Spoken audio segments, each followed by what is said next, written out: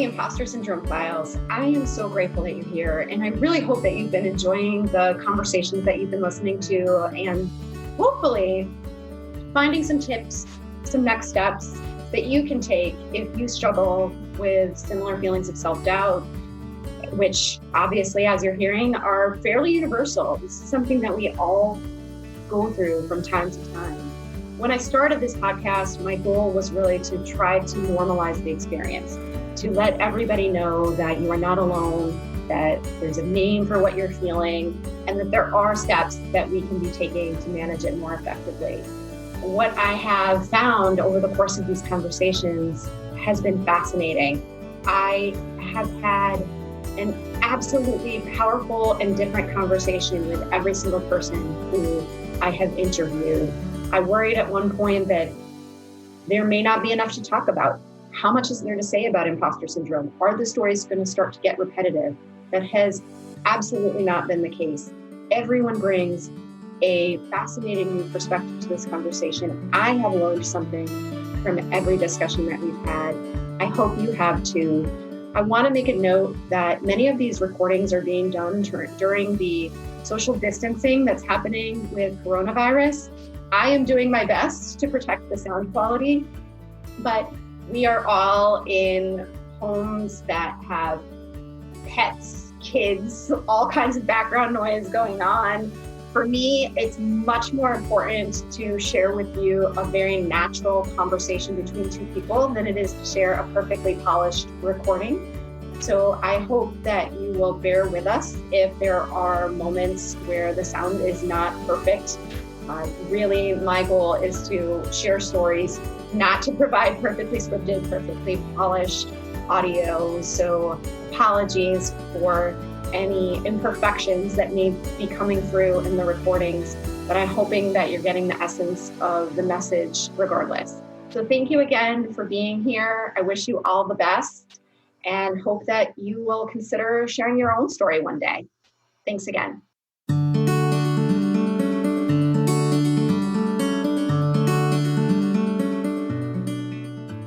Welcome, Catherine. I am really excited to talk with you today. I'd love to start by having you introduce yourself. Well, thank you very much, Kim. It's a great pleasure to be with you. My name is Catherine Lemaréchal. It's French because my father was French, but I also have a mother. She is Norwegian. And I live in Norway, and I've worked as a communications consultant since 1992. And for the last 14 years, I've been running my own business. I've worked in several reputable communications companies and alongside with extremely talented people. And it could be at times rather daunting, but I remember I chose not to feel too threatened by them and rather let myself be inspired by them and stretch. And I've learned so much. And actually, I think it's a pity that my father never got to see what I accomplished.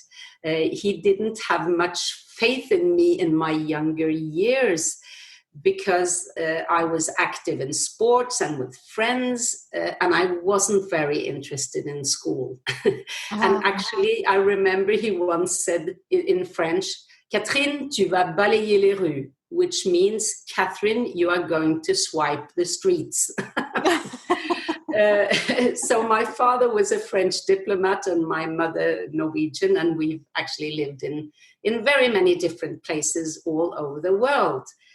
And when I moved back to Norway after high school in France, I was a bit fed up with school and I wanted to work.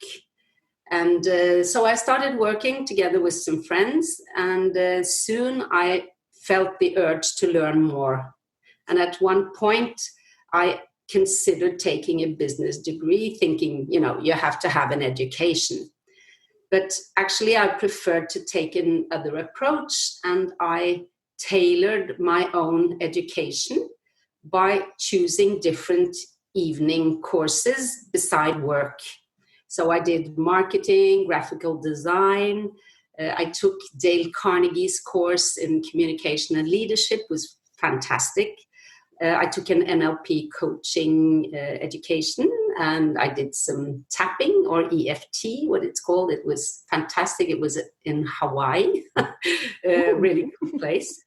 So I kind of picked all the cool things I wanted to learn and gradually expanded my toolkit. So I really love to learn new things and put them to use together with my clients. And I remember listening to one of your talks, Kim, and I found it fascinating, and it really resonated because I do courses and workshops, and my favorite one is helping women gain greater confidence. And my ambition and the essence of the course is to help these girls, women, to lower their shoulders and believe in themselves and their abilities. So we are more than good enough, and often much better than men who are higher up, in the hierarchy in the company. Oh, wow. I love your story, and you have such a fascinating background. And in telling it, I picked up on several potential areas where imposter syndrome might have crept in at some point. I'd love to ask you, what does imposter syndrome mean to you, and how, if at all, has it shown up in your life or in your career? Yeah, absolutely. It's been there from time to time.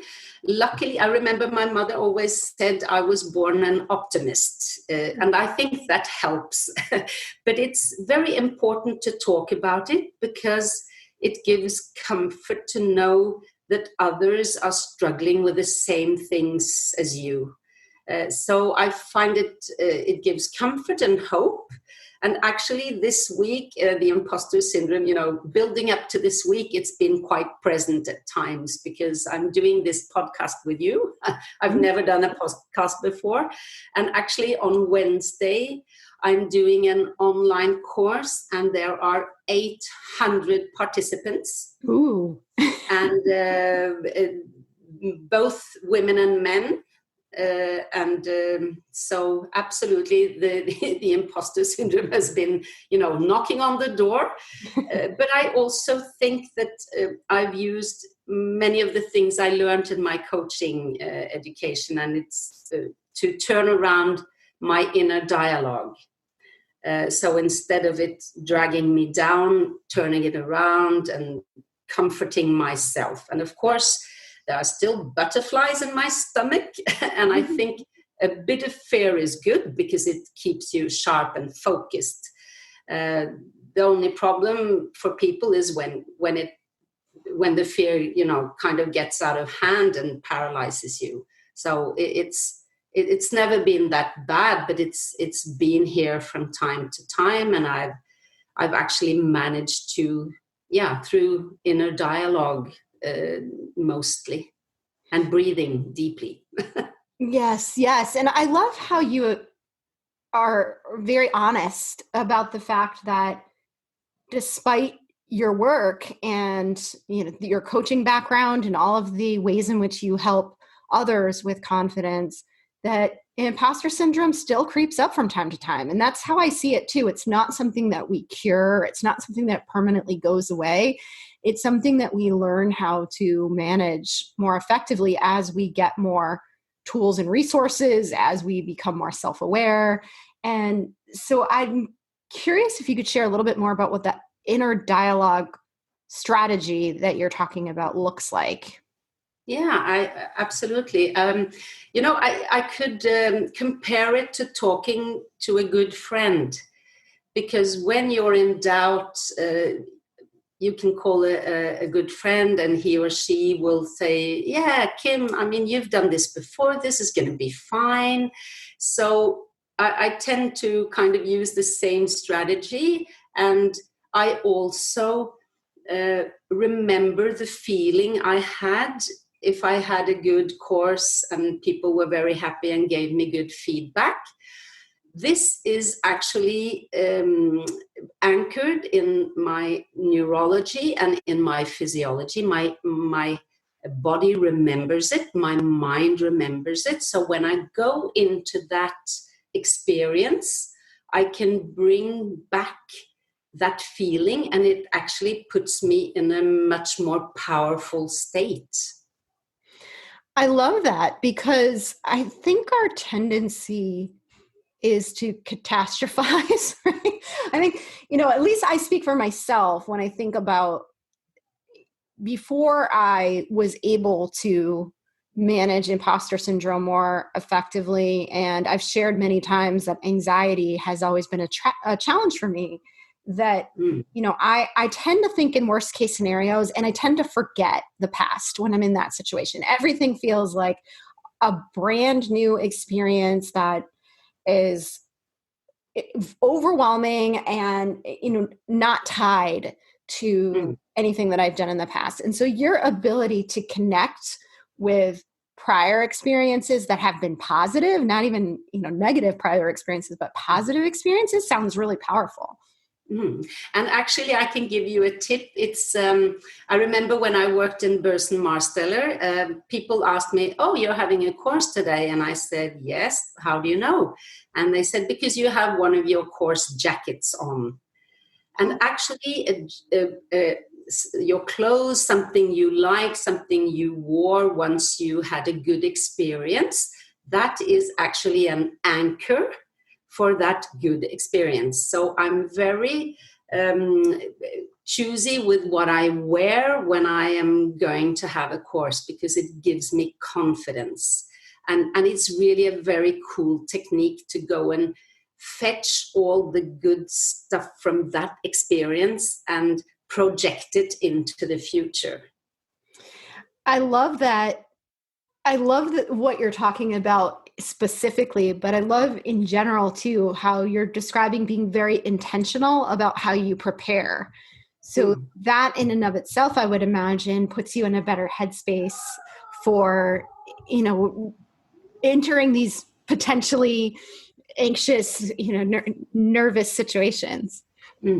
Absolutely. It's I don't have a specific routine, but I know that I have a fantastic car. It's a Beetle, a convertible. And when I see the car, it puts me in a good mood. And if the weather is nice and I can open, ride in an open car with the music and everything, I instantly get into a fantastic state.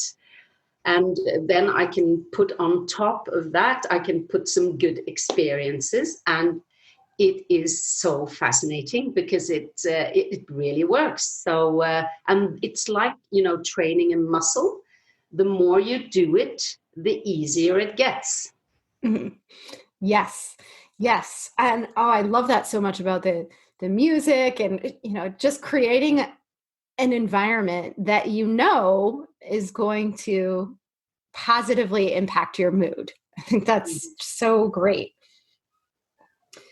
So you and I talked a little bit before this about a limiting belief exercise that you do, and you generously offered to do that here. I would love to have you do that with us.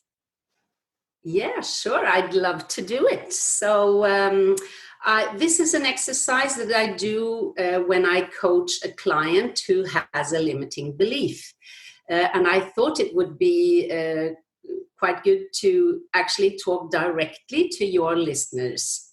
So I'll just go ahead and do the exercise like I usually do. Okay? Wonderful. Perfect. Excellent. So imagine you are standing up, and in front of you, picture a sheet of paper on the floor. And we're going to go through 6 different steps. So I'd like you to imaginarily step onto the first sheet of paper in front of you on the floor. It says, today's limiting belief. So identify a limiting belief that you have and associate yourself into a situation where you have experienced this. If you want, you can close your eyes. That actually connects you to your unconscious mind. Breathe deeply. Take a couple of nice deep breaths. And as you're standing there with your eyes closed, notice what shows up when you're standing in your today's limiting belief. Notice where in your body is this feeling located. For some, it might be a knot in your stomach. For others, it might be a pressure in your chest. So just notice what shows up. And now you can step out of the sheet of paper and prepare to go on to the next sheet.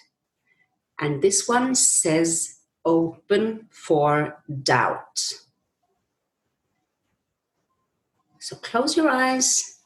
And what if you started to question that limiting belief? What if it isn't true?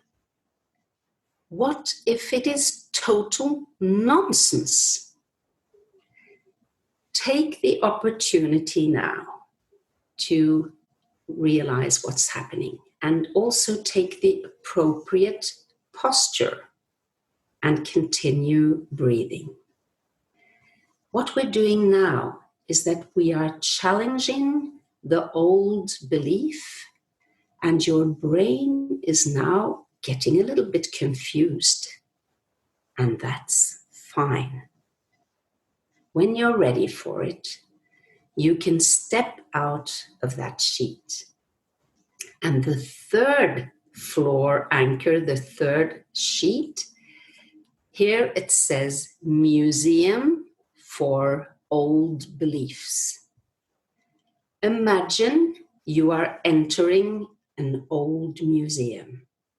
It's been there for ages, hundreds of years.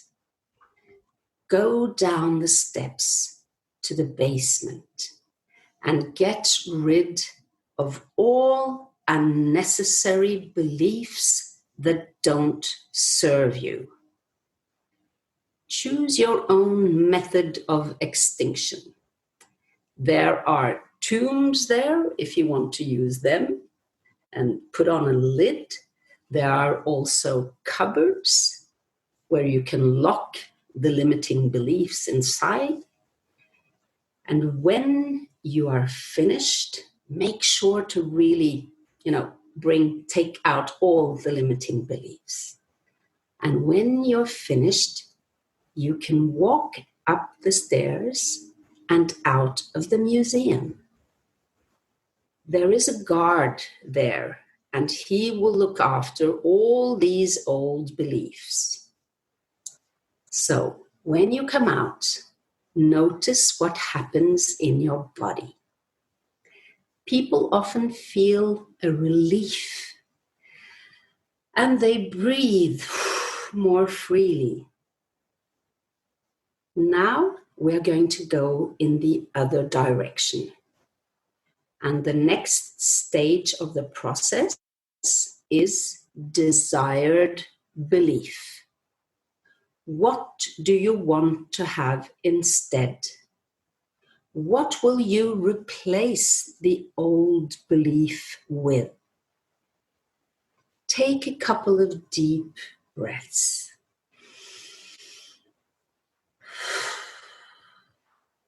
And notice what's going on. What are you experiencing here?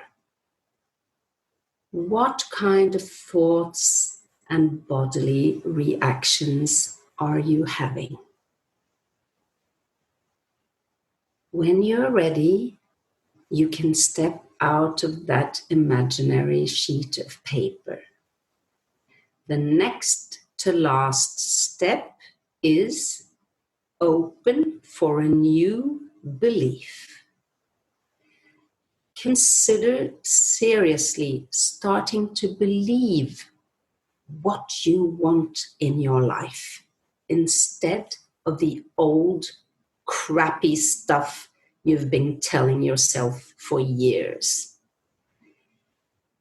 And again, take a couple of deep, soothing breaths and notice what's going on. When you're ready, you can walk over to the final step, and it is called True for Me. At this stage, we are anchoring even more strongly the new empowering belief. Experience a deep trust in this new belief, that it is true for you. Continue to breathe deeply, and now think of a situation in the future where the old crappy belief would typically show up. Notice how it is different now. As you take more deep breaths and feel this positive energy spread through your whole body, it reaches every single cell in your body. Really feel that empowering feeling. And when you're ready, you can step out of the last sheet of paper and maybe stretch a little bit, or maybe you want to yawn, and you can open your eyes and come back to here and now. Wow, Catherine, that was amazing. Thank you so much. I love that you walked us through it as opposed to just you and I talking about it. I think that's such a powerful opportunity for anyone listening to go back from time to time and replay this and, make sure that they're in the right space to be listening and going through that exercise. So thank you so much for doing that for us. Well, it's a great pleasure. And the reason I wanted to share it is because when I've seen so many quite touching experiences, actually. I'm sitting here having goosebumps because it's really a very simple exercise, but it shows the power of visualization and the power of how the mind and the body are connected. And usually when I do this with my clients, we go through the same process once more, much quicker this time. And I feed back to them what they said at each stage, because I note it while they're talking. And it's really interesting to see and hear what they experience. And many have shared that it feels, when we go through it the second time, they share that it feels awkward to go back to the first step with the old limiting belief, because it's just not them, or it's just not there anymore in the same way. Wow. So that's really amazing, because what we've done is we've managed to confuse the brain. We break the old pattern, and we actually replace it with something more empowering. And I can see it in the posture that something has changed. And you're absolutely right that it shows the power of the mind-body connection, visualization, and just the power that we have to influence how our brain thinks, right? We have the power to decide what we tell ourselves and what we believe. Yeah. And that is so important, to be conscious of that. And I can take an example, Kim, that I've for many years, I've said I'm not good at remembering names. And every time I said that, it became a bigger and bigger part of my identity. And so one day I said to myself, no, I'm going to be good at remembering names. I started to say hello to people in another way. I waited till they said their name, because then I could have full focus on them. And then I could say, oh, hi, Kim, nice to meet you. Then I've heard it once and I've said it once. And it was amazing how I, in a very short period of time, managed to remember so many more names. So a tip I usually give to my clients is place in the past what you want to change. So I would stand up and I would take a step back physically, and I would say, before I used to be bad at remembering names. And then I took a step forward and I said to myself, now I'm working on becoming really good. And what happens is that the brain gets a new picture, a very clear picture. And it doesn't buy that overnight you're excellent at it, but it buys that you are in a process. I'm working on it. And it's really amazing. It's a very powerful technique, that one as well. Wow.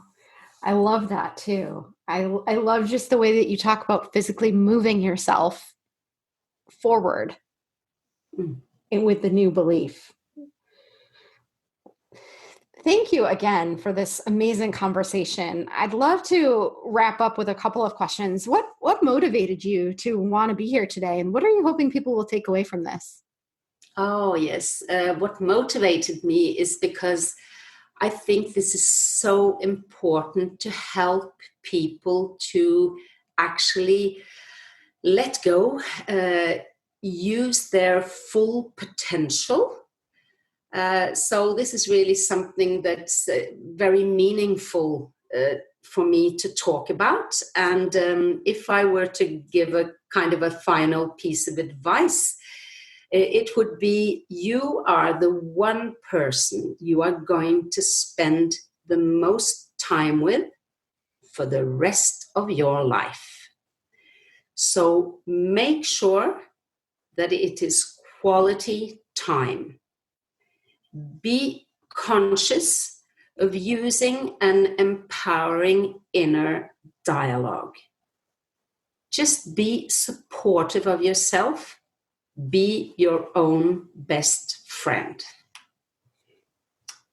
Beautiful. I love that so much. And thank you again, Catherine, for such a powerful conversation and that very actionable exercise that I hope people find really, really helpful, because it's something that I can imagine using over time as a way to manage these beliefs that, if we're not aware that they're there, we don't even realize they're not necessarily true or can be challenged. So thank you so much. You're welcome. And it's been a great pleasure to talk to you. Thank you so much for having me. Thank you so much for listening today. If you enjoyed it, please subscribe and share it with other women who can benefit from this conversation. Before we go, I want to share some additional resources with you. If you struggle with imposter syndrome and you want to manage it more effectively, I invite you to join my free Imposter Syndrome online challenge. Every day for 7 days, you'll get an email with self-reflection questions and exercises to help you better understand your own experience with imposter syndrome and how to navigate it more effectively. To join the free challenge, visit executive-career-success.com/imposter-syndrome-challenge. When you sign up, you'll immediately receive your first message. Also, if you're interested in joining a community of women who engage in candid conversations that generally aren't happening elsewhere, I invite you to join my Leading Women discussion group. On the first and third Thursday of every month at 12 p.m. Eastern, we meet virtually over Zoom to talk about questions or challenges related to career management, leadership development, and any other relevant topics such as imposter syndrome and confidence. It's always a great discussion with a great group of women. If you want to check it out, you're welcome to be my guest on a future call. Just reach out to me at kim@executivecareersuccess.com, and I will share the call details with you. And if you want to join my newsletter to receive tips, insights, and updates, text Leading Women, all one word, to 66866. Finally, consider telling us your story. Contact me to learn more about how you can be a guest on the Impostor Syndrome Files. Thanks again, and have a wonderful day.